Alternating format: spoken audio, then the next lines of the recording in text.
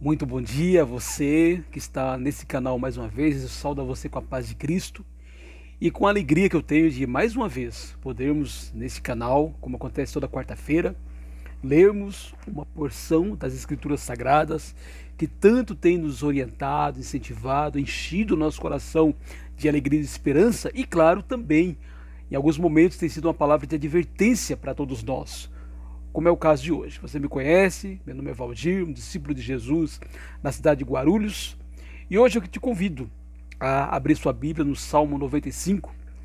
Mas antes disso, também convido você a dar o seu like, a deixar sua mensagem, a fazer sua inscrição nesse canal, que tem crescido. O número de inscritos tem sido grande, tem aumentado, e para mim e para toda a equipe do canal da Igreja de Cristo dos Pimentas é uma grande alegria. Salmo 95. Você sabe, já há algumas semanas eu tenho comentado nesse canal que eu estou numa viagem, na verdade já há alguns anos, pelas Escrituras Sagradas. Depois de ler todo o Novo Testamento, eu comecei o Velho Testamento, o Antigo Testamento, e hoje eu cheguei no livro de Salmos. Aliás, minha leitura de hoje foi o Salmo 106. Mas na semana passada, eu chamou minha atenção o Salmo 95.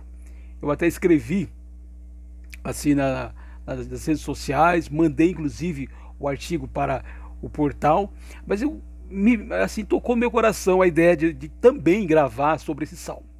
O Salmo 95 é um salmo dividido em duas partes. Primeiro, louva a Deus pela grandeza dele, por ele ser o nosso pastor. Porém, os versículos que eu quero destacar são os versículos 7 até 9. Versículos 7 a 9 do Salmo 95, que diz o seguinte: Ele é o nosso Deus, e nós somos povo do seu pasto e ovelhas de sua mão.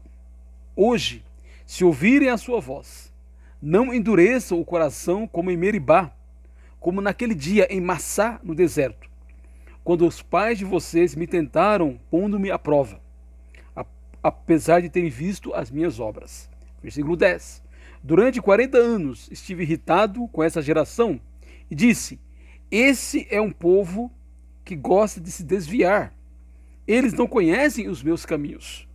Por isso, jurei na minha ira: eles não entrarão no meu descanso. Alguém já disse que aprendemos muito com os nossos erros, de fato. Porém, o sábio aprende com os erros dos outros. E esse salmo, nesse sentido, é um ensinamento para a minha vida, para a sua vida, para a vida da Igreja do Senhor no século 21. Depois de iniciar louvando a Deus, o salmista volta ao passado e relembra o incidente nas águas de Massá e Meribá, lá em Êxodo, capítulo 17. Então, você sabe que no livro de Êxodo, como o próprio nome diz, é o livro que relata a maneira poderosa como Deus livrou o povo de Israel do Egito, tirou-os do Egito, inclusive os fez passar pelo Mar Vermelho assim, e fez grande salvamento, grande salvação na vida. Porém, o povo de Israel logo começou a demonstrar incredulidade. Começou a reclamar de Deus, reclamar de Moisés, reclamar de Arão. Reclamou porque faltava assim, comida, porque não tinha pão, aí Deus deu maná. Reclamou por causa do calor do deserto, foi reclamando. E chegou um momento em que eles reclamaram das águas assim, que foi chamado de Massá e Meribá. Vamos dar uma olhadinha lá, em Êxodo, capítulo 17. Êxodo, capítulo 17, versículo 7.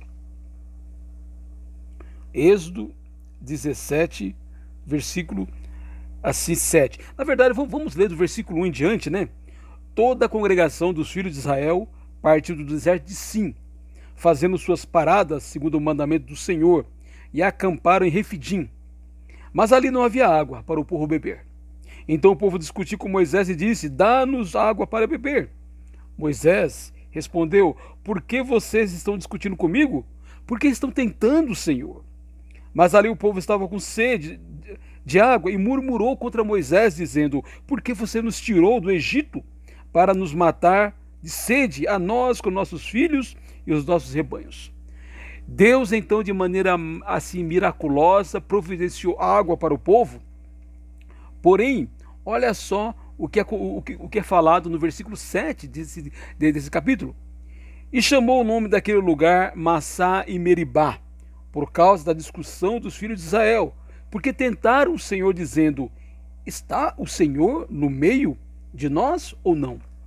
Ou seja, foi uma prova de infidelidade, de incredulidade. Depois de terem saído do Egito da maneira poderosa como saíram, eles ficaram reclamando a Deus. Reclamaram, reclamaram, reclamaram. A palavra Massá significa teste, Meribá, contenda. Ou seja, eles estavam naquele deserto até certo ponto, sendo testados por Deus. E ao invés de passarem no teste, eles contenderam, eles murmuraram, eles reclamaram de Deus. Só que não foi só aí.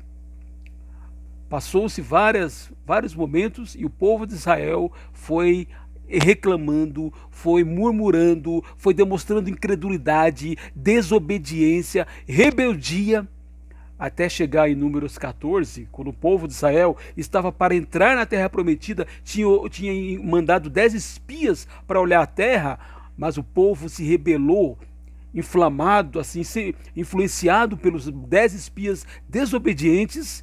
Eles falaram mal contra a terra e naquele momento a paciência de Deus chegou ao limite. Olha comigo em Números 14.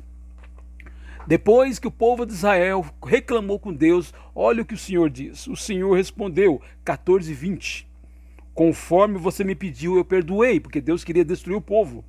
Porém, tão certo como eu vivo, e como toda a terra se encherá da glória do Senhor, nenhum dos homens que viram a minha glória e os prodígios que fiz no deserto, que fiz no Egito e no deserto, e mesmo assim me puseram à prova, já 10 vezes, veja bem, 10 vezes o povo tinha já colocado Deus à prova, tinha assim, feito a Massá e Meribá, Deus estava testando-os e eles estavam contendendo, murmurando contra Deus. E não obedeceram à minha voz. Nenhum deles verá a terra que com juramento prometi a seus pais. Sim, nenhum daqueles que me desprezaram verá. Porém, o meu servo Caleb, visto que nele houve outro espírito e perseverou em seguir-me, eu farei entrar na terra que espiou e a sua descendência a possuirá. Versículo 29. Nesse deserto cairá o cadáver de vocês, de todos vocês que foram contados no censo de 20 anos para cima e que me murmuraram contra mim, vocês não entrarão na terra, na qual jurei que os faria entrar, com exceção de Caleb, filho de Jefoné, e Josué, filho de Num. Versículo 34. Segundo o número dos dias em que vocês espiaram a terra, 40 dias, cada dia representando um dia, vocês levarão sobre si as suas iniquidades durante 40 anos e terão experiência do meu desagrado. E eu, o Senhor, falei, assim farei a toda essa má congregação que se levantou contra mim nesse deserto, se consumirão e aí morrerão. Olha que coisa terrível. Não foi só uma oportunidade, Massá e Meribá, lá no Êxodo 17:7. Foi uma série de contendas, uma série de murmurações, uma série de atos de desobediência, um após o outro. Chegou um momento que Deus disse, vocês não vão entrar. E de fato, interessante que nem o Moisés e Arão entraram. De toda aquela turma que saiu assim do Egito, de 20 anos para cima, só 2 homens entraram. Josué e Caleb. Todos os outros ficaram mortos pelo deserto. Interessante que esse texto ele vai ser utilizado no futuro da mesma maneira que o povo de Israel esteve no deserto por 40 dias espiando e foi reprovado, e por esse motivo ficaram 40 anos rodando assim no deserto, mas não entraram na terra prometida. No evangelho, Jesus ficou 40 dias também no deserto, só que de lá o Senhor foi totalmente aprovado, foi tentado pelo diabo, por Satanás, e passou com louvor, tanto que em Lucas capítulo 4, versículo 13 e 14, diz o seguinte: tendo concluído todas as tentações, o diabo afastou-se de Jesus até o momento oportuno. Então Jesus, no poder do Espírito, voltou para a Galiléia e a sua fama assim correu por toda aquela região. Jesus, ao contrário do povo de Israel, que foi reprovado nos 40 dias que olharam a terra prometida, Jesus 40 dias no deserto, ele passou o teste e passou com louvor. Agora, o que chama a atenção do Salmo 95, voltando ao Salmo 95, é que esse salmo, na verdade, ele é utilizado, ele utiliza o incidente de Massá e Meribá para mostrar que de incredulidade em incredulidade, de rebeldia em rebeldia, a grande maioria dos que saíram do Egito não entraram na terra prometida. Isto é, não entraram no descanso, no chamado descanso de Deus. E esse acontecimento foi tão importante na vida do povo de Israel que os escritores do Novo Testamento, inspirados por Deus, hoje nos incentivam da mesma maneira para que na nova aliança que Jesus trouxe para nós, que nós não permitamos que a rebeldia, que a desobediência, que a incredulidade tire de nós o que está nos reservado lá no céu, quando Jesus assim voltar. Eu sugiro a leitura de Hebreus capítulo 3, versículo 7 até o 4:11, mas eu quero destacar, na verdade, Hebreus capítulo 4, que utiliza exatamente esse incidente para falar, vocês podem também ficar, assim, não entrar no descanso de Deus, no Novo Testamento. Hebreus 4:11 diz, portanto, esforcemo-nos por entrar naquele descanso, a fim de que ninguém caia segundo aquele exemplo de desobediência. É o autor de Hebreus, no Novo Testamento. O apóstolo Paulo também toma o exemplo de infidelidade e incredulidade do povo de Israel no Egito para dizer o seguinte, lá em 1 Coríntios, capítulo 10, versículo 5. Mas Deus não se agradou da maioria deles, razão pela qual ficaram prostrados no deserto. Portanto, qual é a ideia da nossa mensagem de hoje? Aprendamos com os que viveram no Velho Testamento. Nós costumamos muitas vezes frisar os bons exemplos que devem ser frisados de fato, devem ser ressaltados, exemplos como Noé, como Moisés, como Abraão, como Davi, mas também precisamos nos espelhar nos maus exemplos para fazer exatamente o contrário, porque da mesma maneira que eles foram reprovados, nós também podemos assim ser reprovados. Existe uma certeza no Novo Testamento, a igreja coletivamente, como povo de Deus, está predestinada para ir para o céu, para subir com Jesus, porque é a noiva de Cristo e um dia o Senhor virá buscar a sua noiva, virá buscar a sua igreja, e nada é capaz de tirar essa realidade da igreja de Jesus. Porém, algo que eu gosto às vezes de repetir, quem fará parte da igreja de Jesus? Se eu farei parte da igreja de Jesus naquele dia, que pode ser hoje mesmo, pode ser amanhã, mas pode ser daqui a muito tempo ainda, se você fará parte da igreja de Jesus, é uma decisão que individualmente nós tomamos quando somos obedientes a Deus ou somos rebeldes a Ele. Quando o Senhor voltar, Ele quer nos encontrar fiéis, para que possamos entrar no descanso dEle.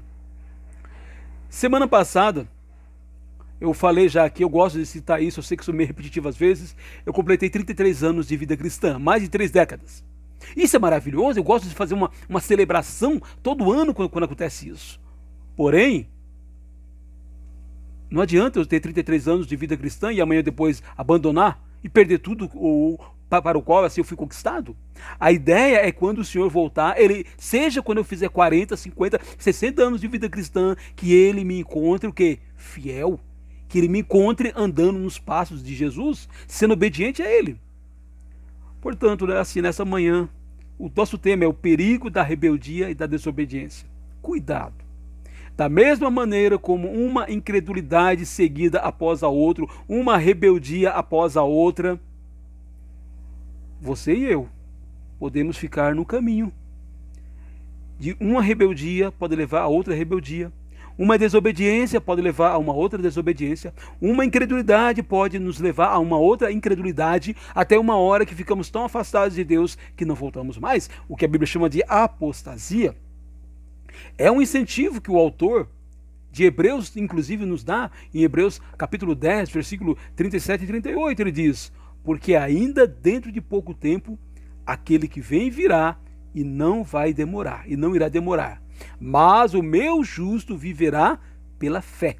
Se retroceder, se voltar atrás, dele a minha alma não se agrada. Pois é. Qual é a mensagem de hoje? Cuidado. O perigo da rebeldia e da desobediência. É só uma rebeldia, é só uma desobediência. Quando eu quiser eu volto. A gente vê às vezes o script é o mesmo. A pessoa começa a se afastar de Jesus, começa a parar de ler a palavra de Deus, começa a não querer mais estar em comunhão com o corpo de Cristo, com a igreja de Jesus, começa a pecar, vai se afastando.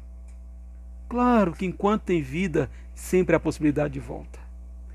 Nosso Deus, ele está sempre pronto para receber, mesmo o rebelde, quando ele vem quando ele vem arrependido, o desobediente vem arrependido, ele vai encontrar um Deus sempre pronto para perdoar. Mas da mesma maneira que no povo de Israel teve um momento em que acabou, o dia que Jesus voltar, ou o dia que nós morrermos, acabou a nossa possibilidade de volta. E o dia de Cristo Jesus pode acontecer na minha vida e na sua vida a qualquer momento. Que o Salmo de hoje nos ajude, a partir do exemplo trágico dos israelitas no deserto, a renovar nossa fé e confiança em Deus através de nossa obediência. Não existe vida cristã sem obediência a Ele. E que sejamos gratos pela salvação que Deus nos mandou na pessoa de seu Filho Jesus, que Jesus trouxe ao morrer na cruz por nós, ao ressuscitar ao terceiro dia e está preparando um lugar para nos assim receber. A salvação já é nossa. Desde o dia que cremos, arrependemos, confessamos, fomos batizados em nome do Pai, do Filho e do Espírito Santo, a salvação é nossa. Porém, meu irmão, minha irmã, e você que talvez ainda não é salvo, talvez ainda não passou pelos passos da fé, hoje é o dia. E você que já passou, Filipenses 2,12 diz que devemos desenvolver a nossa salvação. Isso é valorizá-la a cada dia. Se você quer ter essa mensagem por escrito, provavelmente em breve estará já no portal igrejadecristo.net. Não está ainda, mas logo estará no portal igrejadecristo.net. Você poderá ter os textos e compartilhar com quem você quiser. Que nesta quarta-feira, hoje, dia 1º de setembro de 2021, seja um dia em que renovemos a nossa fé em Jesus, a nossa fé em Deus. Se você não ainda está nos caminhos de Jesus, hoje é o dia de pensar sobre isso. Se está afastado, hoje é o dia de retornar. Que Deus nos abençoe nesta quarta-feira.